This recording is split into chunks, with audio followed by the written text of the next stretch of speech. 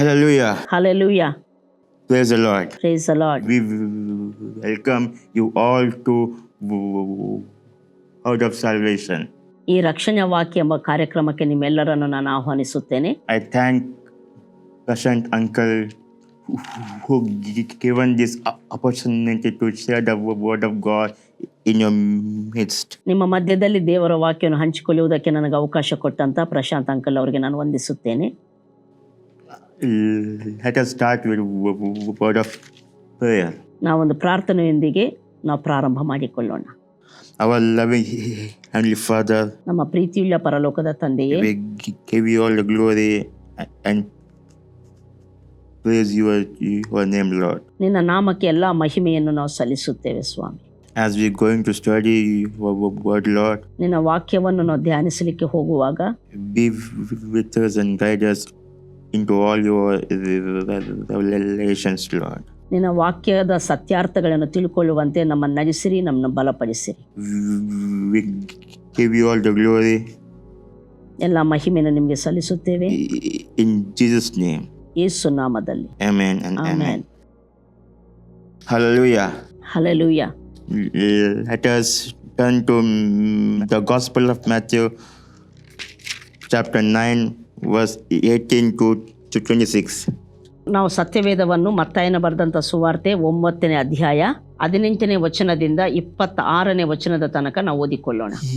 Here we see that ಇಲ್ಲಿ ನಾವು ನೋಡ್ತಿರುವಂತಹ ಸಂಗತಿ ಏನೆಂದರೆ, the man called Jairus, ಯಾಯೀರನು ಎಂಬುವಂತ ಒಬ್ಬ ವ್ಯಕ್ತಿ ಇದ್ದಾನೆ. and he came near to Jesus for pleading for his dying daughter. ಸಾಯುತ್ತಿರುವಂತ, ಸಾಯಲಿಕ್ಕೆ ಸಿದ್ಧವಾಗಿರುವಂತ ತನ್ನ ಮಗಳ ಸ್ವಸ್ಥತೆಗಾಗಿ ಯೇಸು ಕ್ರಿಸ್ತನ ಸಂಗಡ ಬೇಡಿಕೊಳ್ಳಲು ಬಂದಿದ್ದಾನೆ. It is a difficult thing to come near to Jesus. ಯೇಸು ಕ್ರಿಸ್ತನ ಬಳಿಗೆ ಬರಲಿಕ್ಕೆ ಬಹಳ ಕಷ್ಟವಾದ ಸಂಗತಿ ಆಗಿತ್ತು. For Jairus, it is a difficult thing to come near to Jesus. ಯೇಸು ಕ್ರಿಸ್ತನ ಹತ್ತಿರ ಬರುವುದಕ್ಕೆ ಜಾಯಿರನಿಗೆ ಬಹಳ ಕಷ್ಟವಾದ ಸಂಗತಿ ಅದಾಗಿತ್ತು. Why? ಯಾಕಂದರೆ Because he is a leader of the synagogue. ಯಾಕಂದರೆ ಈ ಜಾಯಿರನ್ ಎಂಬಂತ ಈ ವ್ಯಕ್ತಿ ಸಿನಾಗೋಗ್ನ ಸಭಾಮಂದಿರದ ಅಧಿಕಾರಿಯಾಗಿದ್ದಾನೆ. And he is a very devoted Jew. ಅಷ್ಟು ಮಾತ್ರವಲ್ಲ, ಈತನು ನಿಷ್ಠಾವಂತನಾದ ಯಹೂದಿಯೂ ಆಗಿದ್ದಾನೆ. But ಆದರೆ he compelled to go near to Jesus for his dying daughter. ಆದರೆ ತನ್ನ ಮಗಳು ಅಸ್ವಸ್ಥಳಾಗಿ ಸಾಯಲಿಕ್ಕೆ ಸಿದ್ಧವಾಗಿರುವುದರಿಂದ ಯೇಸು ಕ್ರಿಸ್ತನ ಬಳಿಗೆ ಹೋಗುವುದಕ್ಕೆ ಅಂತ ಒತ್ತಾಯ ಆತನಲ್ಲಿತ್ತು. So many people come and told him, ಅನೇಕ ಜನರು ಆತನ ಬಳಿಗೆ ಬಂದು ಹೇಳಿದರು, your daughter is dead. ಜನ ಬಂದು ಹೇಳಿದರು, ನಿನ್ನ ಮಗಳು ಈಗಾಗಲೇ ತೀರಿ ಹೋಗಿದ್ದಾಳೆ ಎಂಬುದಾಗಿ. He never listened to that speech only. ಆ ಮಾತುಗಳಿಗೆ ಆತನು ಎಷ್ಟು ಮಾತ್ರಕ್ಕೂ ಲಕ್ಷ್ಯ ಕೊಡಲಿಲ್ಲ. He came near to Jesus ಆತನು ಯೇಸು ಕ್ರಿಸ್ತನ ಬಳಿಗೆ ಬಂದನು and told what has happened to his daughter. ತನ್ನ ಮಗಳಿಗೆ ಏನಾಗಿದೆ ಎಂಬ ಸಂಗತಿಯನ್ನು ಯೇಸು ಕ್ರಿಸ್ತನ ಬಳಿ ಹೇಳಿಕೊಂಡನು. His friend and his family members opposed him lot of opposition to come near to Jesus. ಯೇಸು ಕ್ರಿಸ್ತನ ಬಳಿಗೆ ಯಾಯಿರನು ಹೋಗುವ ವಿಷಯದಲ್ಲಿ ಆತನ ಸ್ನೇಹಿತರು, ಕುಟುಂಬದವರು ಮತ್ತು ವಿರೋಧಿಸಿದಂಥವರು ಆಗಿದ್ದರು. And lot of people told that do not trouble to master. ಅಷ್ಟು ಮಾತ್ರವಲ್ಲ, ಅಲ್ಲಿರುವಂಥ ಜನರು ಸಹ ಸ್ವಾಮಿಗೆ ತೊಂದರೆ ಕೊಡಬೇಡ ಎಂಬುದಾಗಿ ಸಹ ಹೇಳಿದರು. And Jesus looked behind ಯೇಸು ಕ್ರಿಸ್ತನ ಹಿಂತಿರುಗಿ ನೋಡಿ, and Jesus reassured given reassurance for Jairus that I am coming to your home. ಯೇಸು ಕ್ರಿಸ್ತನ ತಿರುಗಿ ಯಾಯಿರನಿಗೆ ಒಂದು ನಿಶ್ಚಯಿತನ ಗ್ಯಾರಂಟಿಯನ್ನು ಕೊಡ್ತಾನೆ, ಅದೇನೆಂದರೆ ನಾನು ನಿನ್ನ ಮನೆಗೆ ಬರುತ್ತೇನೆ ಎಂಬುದಾಗಿ. Amen. She believed that when Jesus come to my home and Jesus lay the hands upon my dying daughter, ಜಾಯಿರನು ಹೀಗೆ ನಂಬಿದನದೇನೆಂದರೆ, ಯೇಸು ನನ್ನ ಮನೆಗೆ ಬಂದು ನನ್ನ ಮಗಳ ಮೇಲೆ ಕೈ ಇಟ್ಟರೆ she would heal. ನನ್ನ ಮಗಳು ಗುಣವಾಗುತ್ತಾಳೆ ಎಂಬುದಾಗಿ ನಂಬಿದನು. Here the lesson, what lesson is trying to say is that ಇಲ್ಲಿ ಈ ವಾಕ್ಯ ಭಾಗ ನಮಗೆ ಹೇಳ್ತಿರುವಂತ ಒಂದು ಪಾಠವೇನೆಂದರೆ, just trust the Christ and His promises. ನಾವು ದೇವರಲ್ಲಿ ಆತನ ವಾಗ್ದಾನಗಳಲ್ಲಿ ನಾವು ಭರವಸೆ ಉಳ್ಳವರಾಗಿ ನಾವು ಪ್ರೋತ್ಸಾಹವನ್ನು ಹೊಂದಬೇಕು ಎಂಬುದಾಗಿ. No matter what we feel, ನಾವು ಏನೇ ನಮ್ಮ ಜೀವನದಲ್ಲಿ ಸಂಗತಿಗಳು ಸಂಭವಿಸ್ತಿದ್ರು, ನಮ್ಗೆ ಏನೇ ಅನಿಸ್ತಾ ಇದ್ರು ಸಹ, no matter what others say, ಯಾರು ಏನು ನಮ್ಮ ಪರಿಸ್ಥಿತಿ ಬಗ್ಗೆ ಜನರು ಏನು ಹೇಳ್ತಿದ್ರು ಸಹ, no matter what circumstances says, ಪರಿಸ್ಥಿತಿಗಳು ಸಹ ಅವು ಏನು ಮಾತನಾಡ್ತಿದ್ರು ಸಹ, only believe the God's promise. ನಾವು ನಮ್ಮ ಜೀವನದಲ್ಲಿ ದೇವರ ವಾಕ್ಯದ ಮೇಲೆ ನಂಬಿಕಿಟ್ಟವರಾಗಿಯೇ ಇರಬೇಕು. And for Jairus, ಇಲ್ಲಿ ಯಾಯಿರನಿಗೆ lot of people came and told, your daughter is dying, your daughter is already dead. ಅಲ್ಲಿ ಅನೇಕ ಜನರು ಬಂದು ಯಾಯಿರನಿಗೆ ಹೇಳಿದರು, ನಿನ್ನ ಮಗಳು ಈಗಾಗಲೇ ಸತ್ತಿದ್ದಾಳೆ ಎಂಬುದಾಗಿ. And Jairus not given his mind for that. ಆದರೆ ಆ ಸುದ್ದಿಗೆ ಯಾಯಿರನು ಮನಸ್ಸು ಕೊಡಲಿಲ್ಲ. Jairus believes when Jesus come to my home and lay his hands, my daughter will live. ಆತನು ಬಲವಾಗಿ ನಂಬಿದವನಾಗಿದ್ದ, ಅದೇನೆಂದರೆ ಯೇಸು ನನ್ನ ಮನೆಗೆ ಬಂದು ನನ್ನ ಮಗಳ ಮೇಲೆ ಕೈ ಇಟ್ಟರೆ ನನ್ನ ಮಗಳು ಬದುಕುತ್ತಾಳೆ ಎಂಬುದಾಗಿ. In that picture, ಈ ಒಂದು ದೃಶ್ಯದಲ್ಲಿ in the large crowd, ಆತನು ಯೇಸು ಕ್ರಿಸ್ತನ ಸುತ್ತಲೂ ಇರುವಂತ ಆ ಒಂದು ದೊಡ್ಡ ಗುಂಪಿನ ಮಧ್ಯದಲ್ಲಿ the one woman ran and came near to Jesus. ಅಲ್ಲಿ ಒಂದು ಹೆಂಗಸು ಯೇಸು ಕ್ರಿಸ್ತನ ಬಳಿಗೆ ಓಡಿ ಬರ್ತಿದ್ದಾಳೆ. She has suffered with blood issue of the blood discharge. ಇಲ್ಲಿ ನಾವು ನೋಡ್ತೇವೆ, ಆ ಸ್ತ್ರೀ ರಕ್ತ ಕುಸುಮದ ರೋಗಿ ಆಗಿದ್ದಾಳೆ. And she had tried all the physician, all the doctors. She was desperate and discouraged. ಆಕೆ ತನಗಿರುವ ರೋಗದಿಂದ ಗುಣವಾಗಬೇಕೆಂಬುದಾಗಿ ಅನೇಕ ವೈದ್ಯರನ್ನು ಸಂಪರ್ಕಿಸಿದಳು, ಹಣವನ್ನು ಕಳ್ಕೊಂಡಳು, ಆದರೆ ಆಕೆ ಗುಣವಾಗಿರಲಿಲ್ಲ. And Jesus first healed her only. ಇಲ್ಲಿ ನಾವು ನೋಡ್ತೇವೆ, ಯೇಸು ಸ್ವಾಮಿ ಮೊದಲು ಆಕೆಯನ್ನು ಗುಣ ಮಾಡ್ತಾನೆ. Why? Because ಯಾಕಂದರೆ why Jesus delay for Jairus? Why God healed her first only? ಇಲ್ಲಿ ಯೇಸು ಸ್ವಾಮಿ ರಕ್ತ ಕುಸುಮದ ರೋಗಿಯನ್ನು ಸಂಧಿಸಿ ಆಕೆಯನ್ನು ಗುಣಪಡಿಸಿ ಇಲ್ಲಿ ಯಾಯಿರನ ವಿಷಯದಲ್ಲಿ ಆತನು ತಡ ಮಾಡಿದ ಕಾರಣವೇನೆಂದರೆ, Jesus healed her first only. Jesus delayed Jairus. ಇಲ್ಲಿ ನಾವು ನೋಡ್ತೇವೆ, ಆಕೆಗೆ ಗುಣವಾಯಿತು, ಆಕೆಯನ್ನು ಗುಣಪಡಿಸಿದ ಮೊದಲು. ಇಲ್ಲಿ ಯಾಯಿರನ ಮನೆಗೆ ಹೋಗುವಂಥದ್ದು ತಡವಾಗ್ತಾ ಇದೆ. Why Jesus delayed? Because ಯಾಕೆ ಯಾಯಿರನ ಮನೆಗೆ ಹೋಗುವುದನ್ನು ಯೇಸು ಇಲ್ಲಿ ಆಲಸ್ಯ ಮಾಡಿದನೆಂದರೆ, strengthens Jairus' faith stronger and stronger. ಯಾಕಂದರೆ ಯಾಯಿರನ ನಂಬಿಕೆಯನ್ನು ಇನ್ನೂ ಬಲಪಡಿಸುವುದಕ್ಕಾಗಿಯೇ. By seeing her miracle, ಆಕೆಗೆ ಸಂಭವಿಸಿರುವಂತಹ ಅದ್ಭುತವನ್ನು ಆತನು ನೋಡುವಾಗ Jairus' face became brighter. ಯಾಯಿರನ ಮುಖ ಪ್ರಕಾಶಿಸಿತು.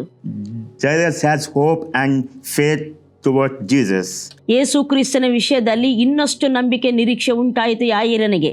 What other people say about your qualifications, don't believe that. ನಿಮ್ಮ ಕುರಿತು, ನಿಮ್ಮ ಪರಿಸ್ಥಿತಿಗಳ ಕುರಿತು ಜನರು ಏನು ನೆಗೆಟಿವ್ ಆಗಿ ಮಾತಾಡ್ತಾರೋ ಅದನ್ನು ನೀನು ನಂಬಬೇಡ. Believe the God's promise and His purpose towards your life. ನಿಮ್ಮ ಜೀವಿತದ ವಿಷಯದಲ್ಲಿ ದೇವರ ಉದ್ದೇಶವನ್ನು, ದೇವರ ವಾಗ್ದಾನಗಳನ್ನು ಮಾತ್ರ ನೀನು ನಂಬು. If God delays for you and God done miracle for others, ನಿಮ್ಮ ಜೀವನದಲ್ಲಿ ದೇವರು ನಿಮಗಾಗಿ ಕಾರ್ಯ ಮಾಡುವುದನ್ನು ತಡ ಮಾಡುತ್ತಾ ಬೇರೆಯವರಿಗೆ ಅದ್ಭುತಗಳನ್ನು ಮಾಡ್ತಾ ಇದ್ದಾಗ It is only to strengthen your faith only, ಅದು ಯಾಕಂದರೆ ನಿನ್ನ ನಂಬಿಕೆಯನ್ನು ಇನ್ನಷ್ಟು ಬಲಪಡಿಸುವುದಕ್ಕಾಗಿ ಮಾತ್ರ ಆಗಿರುತ್ತದೆ, not to burden you, ಕುಗ್ಗಿಸುವುದಕ್ಕಾಗಿ ಅಲ್ಲ, not to confuse you, ನಿನ್ನನ್ನು ಗಲಿಬಿಲಿ ಪಡಿಸುವುದಕ್ಕಾಗಿಯೂ ಅಲ್ಲ, to make your faith stronger and better. ಯಾಕೆಂದರೆ ನಿನ್ನ ನಂಬಿಕೆಯನ್ನು ಇನ್ನಷ್ಟು ಬಲಪಡಿಸುವುದಕ್ಕಾಗಿ, ಇನ್ನಷ್ಟು ದೃಢಪಡಿಸುವುದಕ್ಕಾಗಿ. So many people tell that, ಅನೇಕರು ಹೀಗೆ ಹೇಳ್ತಾರೆ, what sin make me to delay our miracle? ತಮ್ಮ ಜೀವನದಲ್ಲಿ ಅದ್ಭುತ ತಡವಾಗುವುದಕ್ಕೆ ನಾನೇನು ಪಾಪ ಮಾಡಿದ್ದೇನೆ ಎಂಬುದಾಗಿ ಎಣಿಸುತ್ತಾರೆ. For others people, the miracle being fastly. ಬೇರೆ ಜನರಿಗೆ ಅದ್ಭುತಗಳಾಗ್ತಾ ಇರ್ತವೆ, ಅವರ ಜೀವನದಲ್ಲಿ ಬೇಗ ದೇವರ ಕಾರ್ಯಗಳು ನಡೀತಾ ಇರ್ತವೆ. Today word of God is coming to you. ಈಗ ನಿಮಗೆ ದೇವರ ವಾಕ್ಯ ಬರ್ತಾ ಇದೆ. Why God delays? Because ಯಾಕೆ ನಿಮ್ಮ ಜೀವನದಲ್ಲಿ ದೇವರು ಕಾರ್ಯ ಮಾಡುವುದನ್ನು ತಡ ಮಾಡುತ್ತಾನೆಂದರೆ, why God doing miracle for others people? Because ಬೇರೆಯವರ ಜೀವನದಲ್ಲಿ ದೇವರು ಕಾರ್ಯಗಳನ್ನು ಅದ್ಭುತಗಳನ್ನು ಮಾಡ್ತಾ ಇರ್ತಾನೆ. ಇದಕ್ಕೆ ಕಾರಣವೇನೆಂದರೆ, by seeing other people's miracle, ಇನ್ನೊಬ್ಬರ ಜೀವನದಲ್ಲಿ ಆಗುವಂತ ಅದ್ಭುತಗಳನ್ನು, ದೇವರ ಕಾರ್ಯಗಳನ್ನು ನೀನು ನೋಡುವಾಗ your faith is being stronger and better. ನಿನ್ನ ನಂಬಿಕೆ ಇನ್ನಷ್ಟು ಬಲ ಹೊಂದುತ್ತದೆ, ಇನ್ನಷ್ಟು ದೃಢಗೊಳ್ಳುವಂತದ್ದಾಗಿರ್ತದೆ. Just believe the word of God and His promise, no matter what you feel, what others say, what circumstances say. ಪರಿಸ್ಥಿತಿಗಳು ಏನೇ ಹೇಳ್ತಿದ್ರು, ಜನರು ಅದರ ಬಗ್ಗೆ ಏನೇ ಮಾತನಾಡ್ತಿದ್ರು, ಅಥವಾ ನಿನ್ನ ಭಾವನೆಗಳು ಏನೇ ಆಗಿದ್ರು ಸಹ ನೀನು ಮಾತ್ರ ದೇವರ ವಾಕ್ಯವನ್ನು ಬಲವಾಗಿ ನಂಬುವವನಾಗ್ತಾ ಇರು. In the Jairus home, ಅಲ್ಲಿ ನಾವು ನೋಡ್ತೇವೆ, ಯಾಯಿರನ ಮನೆಯಲ್ಲಿ the scene was more frightening. ಅಲ್ಲಿ ಯಾಯಿರನ ಮನೆಯಲ್ಲಿರುವಂತ ಆ ಒಂದು ದೃಶ್ಯ ನೋಡುವಂತದ್ದಾದ್ರೆ ಬಹಳ ಭಯಂಕರವಾಗಿತ್ತು. But Jairus believed Jesus and His promises.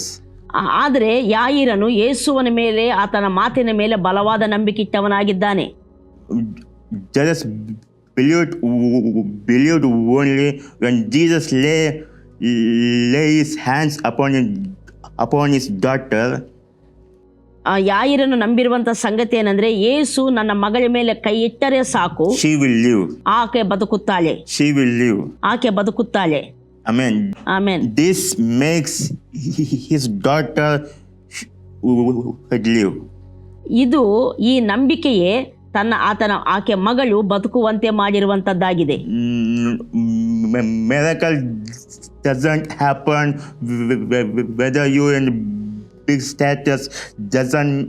Miracle doesn't happen whether you studying, whether your qualification is more. ನಿಮ್ಮ ಜೀವಿತದಲ್ಲಿ ನೀವೊಂದು ಉನ್ನತ ಸ್ಥಿತಿಯಲ್ಲಿ ಇದ್ದಷ್ಟು ಮಾತ್ರಕ್ಕೆ ಅದ್ಭುತಗಳಾಗುವುದಿಲ್ಲ. ನಿಮ್ಮ ಎಜುಕೇಶನ್ ಮೇಲೆ ನಿಮ್ಮ ಅದ್ಭುತಗಳು ಆಧಾರಗೊಳ್ಳಲಿಲ್ಲ. ಯಾವ ಸಂಗತಿಗಳ ಮೇಲೆ ದೇವರ ಕಾರ್ಯಗಳು ಆಧಾರಗೊಳ್ಳುವುದಿಲ್ಲ. Miracle does happen because when your faith in the strong Savior Jesus Christ. ನಿನ್ನ ನಂಬಿಕೆ ರಕ್ಷಕನಾದ ಕ್ರಿಸ್ತನ ಮೇಲೆ ಯಾವಾಗಾದರೆ ಇರುತ್ತದೋ ಆಗ ನಿನ್ನ ಜೀವನದಲ್ಲಿ ಅದ್ಭುತಗಳು ನಡೆಯುವಂತವಾಗಿರುತ್ತವೆ. That is a moment miracle will happen so quickly and fastly. ಯಾರು ನಮ್ಮ ಜೀವಿತದಲ್ಲಿ ಶೀಘ್ರವಾಗಿ ಅದ್ಭುತಗಳನ್ನು ಮಾಡುವವನಾಗಿರ್ತಾನೋ ಆತನ ಮೇಲೆ ನಾವು ನಂಬಿಕೆ ಇಡುವವರಾಗಿರಬೇಕು. And in the story of Abraham we see that ಅಬ್ರಹಾಮನ ಜೀವನದಲ್ಲಿ ಸಹ ನಾವು ನೋಡುತ್ತೇವೆ, he has no children. ಆತನಿಗೆ ಮಕ್ಕಳಿರಲಿಲ್ಲ. So many people are talking about Abraham, where is your seed? ಅನೇಕ ಜನರು ಅಬ್ರಹಾಮನ ವಿಷಯದಲ್ಲಿ ಮಾತಾಡ್ತಿದ್ರು, ಅಬ್ರಹಾಮನೇ ನಿನ್ನ ಸಂತಾನವೆಲ್ಲಿ ಎಂಬುದಾಗಿ. Abraham didn't listen for their saying. ಆ ಜನರ ಮಾತುಗಳನ್ನು ಆತನು ಲಕ್ಷಿಸಲಿಲ್ಲ, ಕೇಳಲಿಲ್ಲ. Abraham doesn't describe his problem, his weakness. ಆತನ ಬಲಹೀನತೆಯನ್ನು, ಆತನ ಸಮಸ್ಯೆಗಳನ್ನು ಆತನು ವಿವರಿಸಲಿಲ್ಲ. But Abraham believed God and His promise strongly, and he says he is faithful to accomplished whatever he said. ಆದರೆ ಅಬ್ರಹಾಮನು ದೇವರಲ್ಲಿ ಆತನ ವಾಗ್ದಾನದಲ್ಲಿ ಬಲವಾದ ನಂಬಿಕೆಯಿಟ್ಟವನಾಗಿ ವಾಗ್ದಾನ ಮಾಡಿದ ಆತನ ಅದನ್ನು ನೆರವೇರಿಸಲು ಸಮರ್ಥನು ಎಂಬುದಾಗಿ ದೇವರನ್ನು ಘನಪಡಿಸುವವನಾಗಿದ್ದನು. Today, so many people tells that why God delay our miracle. ಅನೇಕ ಜನರು ಈ ದಿನ ಹೀಗೆ ಹೇಳ್ತಿರ್ತಾರೆ, ಯಾಕೆ ದೇವರು ನಮ್ಮ ಜೀವನದಲ್ಲಿ ಅದ್ಭುತ ಮಾಡುವುದನ್ನು ತಡ ಮಾಡುತ್ತಾನೆ ಎಂಬುದಾಗಿ. Today, lot of people tells that we can't believe God and His promises. ಆತನನ್ನು, ಆತನ ದೇವರನ್ನು, ಆತನ ವಾಗ್ದಾನಗಳನ್ನು ನಂಬಲಿಕ್ಕೆ ನಮಗೆ ಆಗ್ತಾ ಇಲ್ಲ ಎಂಬುದಾಗಿ ಅನೇಕರು ಹೇಳುವಂತವರಾಗಿರ್ತಾರೆ. Because He is delaying my miracle. ಯಾಕೆ ನಂಬಲಿಕ್ಕೆ ಆಗ್ತಾ ಇಲ್ಲ ಅಂದ್ರೆ ಆತನು ನನಗೆ ಇನ್ನೂ ಅದ್ಭುತಗಳನ್ನು ಮಾಡ್ತಾ ಇಲ್ಲ, ತಡ ಮಾಡ್ತಾ ಇದ್ದಾನೆಂಬುದಾಗಿ. The word of God is sharing the good news to you. ಆದರೆ ದೇವರ ವಾಕ್ಯವು ನಿಮಗೆ ಶುಭ ವರ್ತಮಾನವನ್ನು ಹೇಳುವಂತದ್ದಾಗಿದೆ. Delay is for your betterment of faith. ಆತನು ತಡ ಮಾಡುವಂಥದ್ದು ಯಾಕೆ ಅಂದರೆ ನಿನ್ನ ನಂಬಿಕೆ ಮತ್ತಷ್ಟು ದೃಢವಾಗುವುದಕ್ಕಾಗಿಯೇ ಆಗಿದೆ. To move stronger and better faith is for delaying. ನೀನು ನಂಬಿಕೆಯಲ್ಲಿ ಬಲವಾಗಿ ದೃಢವಾಗಿ ಮುಂದೆ ಹೋಗುವುದಕ್ಕಾಗಿಯೇ ನಿನಗೆ ಆಗುವ ಅದ್ಭುತ ತಡವಾಗ್ತಾ ಇದೆ. Amen. When you believe the God and His promises more strongly, ಯಾವಾಗಾದ್ರೆ ನೀವು ದೇವರನ್ನು ಆತನ ವಾಗ್ದಾನಗಳನ್ನು ದೃಢವಾಗಿ ನಂಬುವರಾಗಿರುತ್ತೀರೋ, He will accomplish the miracle His word more fastly and quickly. ಆತನು ನಿಮ್ಮ ಜೀವನದಲ್ಲಿ ಮಾಡಬೇಕಾದ ಅದ್ಭುತವನ್ನು ಆತನು ಶೀಘ್ರವಾಗಿ ಮಾಡುವಾತನಾಗಿರ್ತಾನೆ. Amen. Amen. God bless you. ದೇವರು ನಿಮ್ಮನ್ನು ಆಶೀರ್ವದಿಸಲಿ. Let us all pray. ನಾವೆಲ್ಲರೂ ಪ್ರಾರ್ಥಿಸೋಣ. Our loving Heavenly Father, ನಮ್ಮ ಪ್ರೀತಿಯುಳ್ಳ ಪರಲೋಕದ ತಂದೆಯೇ, we give glory and thanks to you, Lord. ನಿಮಗೆ ವಂದನೆಗಳನ್ನು ಮಹಿಮೆಗಳನ್ನು ನಾವು ಸಲ್ಲಿಸುತ್ತೇವೆ ಸ್ವಾಮಿ. Today has seen about Jairus and his faith, Lord. ಈ ದಿನ ನಾವು ಯಾಯಿರನು ಮತ್ತು ಆತನ ನಂಬಿಕೆಯನ್ನು ನಾವು ನೋಡಿದೆವು ಸ್ವಾಮಿ. And how Jairus didn't look for other sayings, Lord. ಯಾಯಿರನು ತನ್ನ ಸಮಸ್ಯೆ ಬಗ್ಗೆ, ತನ್ನ ಪರಿಸ್ಥಿತಿ ಬಗ್ಗೆ ಜನರ ಮಾತುಗಳನ್ನು ಆತನು ಲಕ್ಷಿಸಲಿಲ್ಲ. He completely trusts you and keep his faith on you, Lord. ಆತನು ಸಂಪೂರ್ಣವಾಗಿ ನಿನ್ನ ಮೇಲೆ ಭರವಸೆ ಇಟ್ಟವನಾಗಿ ನಿನ್ನಲ್ಲಿ ತನ್ನ ನಂಬಿಕೆಯನ್ನು ಇಟ್ಟವನಾಗಿದ್ದ. And he, in the same way, he enables to us to believe like Jairus, Lord, to believe in you strongly and so firmly, Lord. ಅದೇ ರೀತಿ ಯಾಯಿರನ ಹಾಗೆ ನಾವು ಸಹ ನಿನ್ನಲ್ಲಿ ದೃಢವಾಗಿ ಬಲವಾಗಿ ನಂಬಿಕೆ ಇಟ್ಟವರಾಗಿರುವುದಕ್ಕೆ ನಮ್ಮನ್ನು ಬಲಪಡಿಸು. When you trust in the Lord, they will not put to shame, Lord. ಸ್ವಾಮಿ, ನಿನ್ನಲ್ಲಿ ಯಾರು ಭರವಸೆವಿಟ್ಟಿರುತ್ತಾರೋ ಅವರಿಗೆ ಎಂದಿಗೂ ಆಶಾಭಂಗವಾಗುವುದೇ ಇಲ್ಲ. Lead us and guide us into our faith, Lord. ನಿನ್ನ ನಂಬಿಕೆಯಲ್ಲಿ ನಮ್ಮನ್ನು ನಡೆಸಿರಿ, ನಮ್ಮನ್ನು ಕರ್ತನೆ ನಮ್ಮನ್ನು ಬಲಪಡಿಸಿರಿ. We give you all the glory. ಎಲ್ಲ ಮಹಿಮೆಯನ್ನು ನಿಮಗೆ ಸಲ್ಲಿಸುತ್ತೇವೆ. In Jesus' name. ಯೇಸು ನಾಮದಲ್ಲಿ. Amen and amen. Amen and amen. ಸುವಾರ್ತೆ ತಲುಪದ ಊರು ಇರಲೇಬಾರದು, ಸಭೆಯೂ ಇಲ್ಲದ ಗ್ರಾಮ ಇರಬಾರದೆಲ್ಲಿಯೂ. ಸುವಾರ್ತೆ ತಲುಪದ ಊರು ಇರಲೇಬಾರದು, ಸಭೆಯೂ ಇಲ್ಲದ ಗ್ರಾಮ ಇರಬಾರದು.